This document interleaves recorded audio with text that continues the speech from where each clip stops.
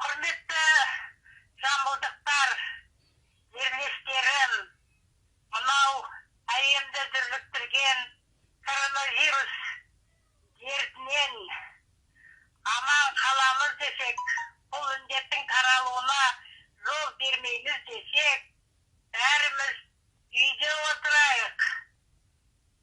Қолымызды жиі жуып, көпшілік орындарға бармай, өзімізді өзіміз сақтасақ, жақсы болады. Үйде отырғанда да жұмыс табылады. Кітап оқыңыздар. Оқушылар, балаларыңызға, немерелеріңізге оқып беріңіздер. Одан рухани байлық аласыздар. Бұны айтып отырған себебім, мен Шырын Мамасерікова, қазір 75 жастағы қарт анамын. Менің шешем 4 класстық білімі бар әйел болатын, Қызылшада істеді.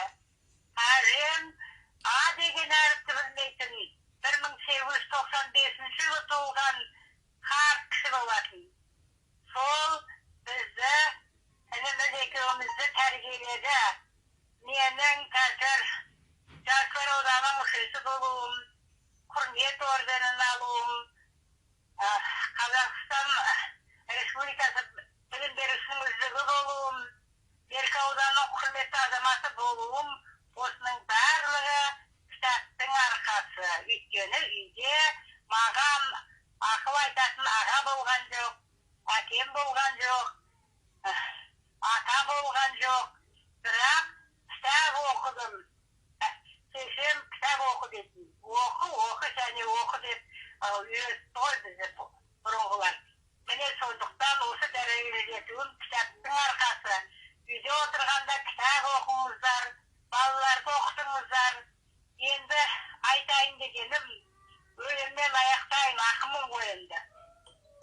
Ей адамдар, сан тозаңды қуыңдар, тазалыққа берді бекем буыңдар.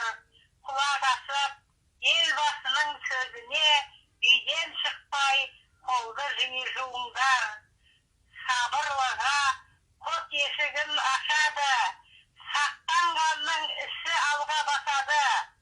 Сау саламат болғың келсе, таза жүр, тазалық